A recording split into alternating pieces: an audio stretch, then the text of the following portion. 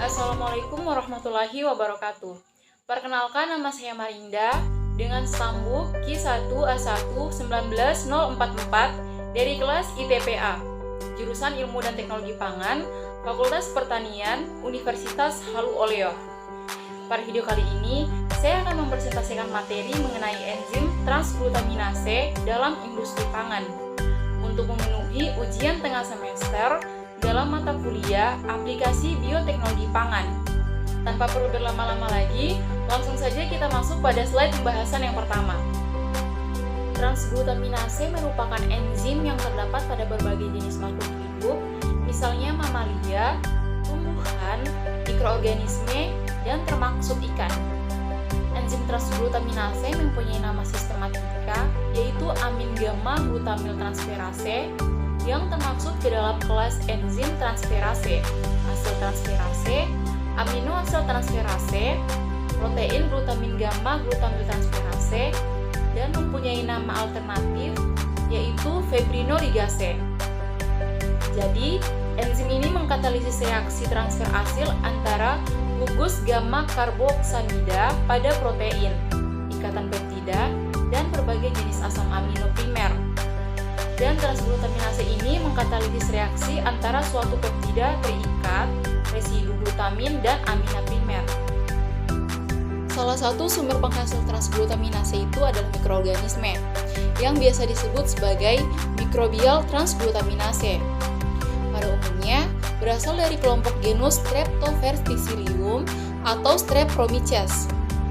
pH optimum yang dibutuhkan oleh enzim transglutaminase yaitu berkisar antara 5 sampai 8.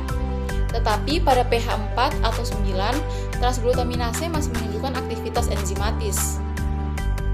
Sedangkan suhu optimum untuk aktivitas enzimatis adalah 50 sampai 55 derajat Celcius dan dapat melakukan aktivitas enzimatik terus-menerus secara penuh meski berlangsung pada suhu 50 derajat Celcius selama 10 menit. Transglutaminase akan kehilangan aktivitas enzimatis dalam beberapa menit pada pemanasan mencapai 70 derajat Celcius. Sedangkan pada suhu 10 derajat Celcius, enzim ini masih dapat mengeluarkan aktivitas enzimatik dan masih menunjukkan beberapa aktivitas pada suhu sedikit di atas titik buku. Slide selanjutnya yaitu mekanisme kerja enzim transglutaminase. Jadi, mekanisme kerja enzim transglutaminase yaitu transglutaminase mengkatalisis reaksi antara residu asam amino lisin dan residu asam amino glutamin dan membentuk ikatan epsilon gamma glutamilisin isopeptida yang menghasilkan penggabungan ikatan kovalen inter atau intramolekuler yang berikatan silang dengan protein makanan. Yang mana hal tersebut dapat meningkatkan sifat fisika dan bentuk makanan seperti tahu, pasta, dan sosis, dan bakso juga tentunya. Dan gambar yang tampil pada layar ini adalah gambar reaksi atau mekanisme kerja dari enzim transglutaminase. Oke, slide berikutnya yaitu diagram alir produksi enzim transglutaminase. Berdasarkan penelitian yang dilakukan oleh Zildan et al. Pada tahun 2011 yang menggunakan limbah cair tahu sebagai medium produksinya. Produksi diawali dengan pembuatan starter Streptoverticillium ladapum menggunakan medium cair untuk starter yang komposisinya sama dengan medium produksinya, yaitu meliputi 41,42% limbah cair tahu, 0,4% hidrolisat tapioka, 0,17% ekstrak hamir, 1,2% pepton, 0,05% magnesium sulfat, 0,2% monopotasium fosfat, 0,5% disodium fosfat, dan aquades. Kemudian, starter sebanyak 10% dari total media produksi ditambahkan ke dalam media produksi enzim dan diinkubasi dalam inkubator goyang pada suhu 26 derajat Celcius dengan kecepatan agitasi 150 rpm selama 72 jam. Setelah inkubasi, larutan disentrifus dengan kecepatan 8000 rpm pada suhu 4 derajat Celcius selama 15 menit untuk memisahkan pelet dan supernatan. Supernatan ini sebagai ekstrak kasar enzim. Nah, Setelah itu, supernatan dipekatkan menggunakan ultrafiltrasi cut-off 10.000 dengan terlebih dahulu dilakukan penyaringan menggunakan kertas saring. Kita berpindah lagi pada slide selanjutnya, yaitu penggunaan enzim transglutaminase di bidang pangan. Yang pertama yaitu penggunaan enzim transglutaminase pada pembuatan bakso. Beberapa penelitian menunjukkan bahwa enzim transglutaminase mampu menambah ikatan silang protein melalui formasi ikatan silang alfa gamma glutamilisin dan memperbaiki tekstur dari produk pangan. Protein kolagen juga mampu dipolimerasi dengan enzim transglutaminase dan aplikasinya sangat dimungkinkan sebagai bahan tambahan dalam pembuatan produk protein untuk meningkatkan kualitasnya.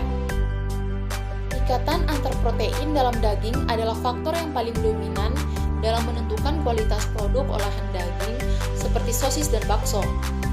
Pada penelitian sebelumnya, ada yang menemukan bahwa penambahan bahan protein dari sumber yang lain dan penambahan agen pengikat yaitu enzim transglutaminase telah mampu memperbaiki kekenyalan dan tekstur dari sosis dan juga pastinya pada bakso. Produksi bakso dengan penambahan enzim transglutaminase itu diawali dengan pembersihan daging dari jaringan ikat, lalu dipotong-potong kecil, kemudian digiling sampai lembut. Selanjutnya yaitu masuk pada proses cooking, yaitu pencampuran sampai terbentuk adonan pasta. Selama cooking, bumbu-bumbu dimasukkan, lalu proses cooking dan pencampuran sampai homogen berlangsung selama 15 menit. Setelah itu, dilakukan penambahan enzim transglutaminase, lalu bakso dicetak dengan bentuk bulat berdiameter 20 mm. Kemudian, bakso direbus dalam air yang bersuhu 45 derajat Celcius selama 30 menit untuk mengaktifkan enzim transglutaminase.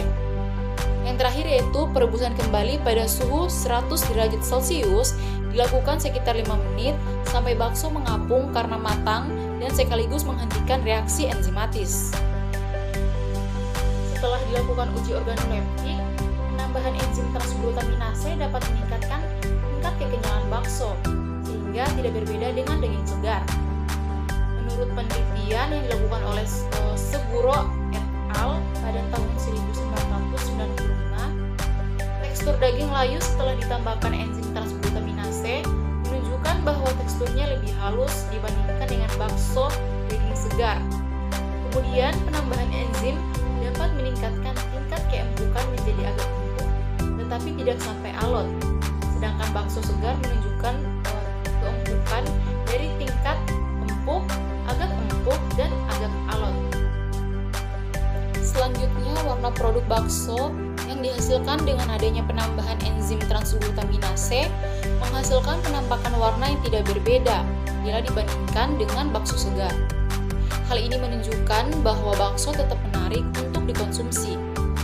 Dan dari segi rasa, bakso dengan penambahan enzim transglutaminase memiliki daya terima yang baik oleh masyarakat. Selanjutnya, penambahan enzim transglutaminase pada pembuatan tahu. Pada tahu ini, enzim transglutaminase memberikan efek terjadinya ikatan silang pada protein kedelai tahu. Penambahan transglutaminase memberikan efek makroskopik dibandingkan dengan perubahan di tingkat mikro dan molekuler. Penambahan enzim transglutaminase pada pembuatan tahu juga mampu menghasilkan tahu lebih kencang dengan kekuatan fraktur meningkat secara signifikan atau tidak mudah hancur. Tahu juga mengalami perubahan dalam struktur matriks. Dengan penambahan enzim transglutaminase pada pembuatan tahu mampu menghasilkan tekstur yang halus, jaringan seragam yang menyebabkan peningkatan kekuatan fraktur.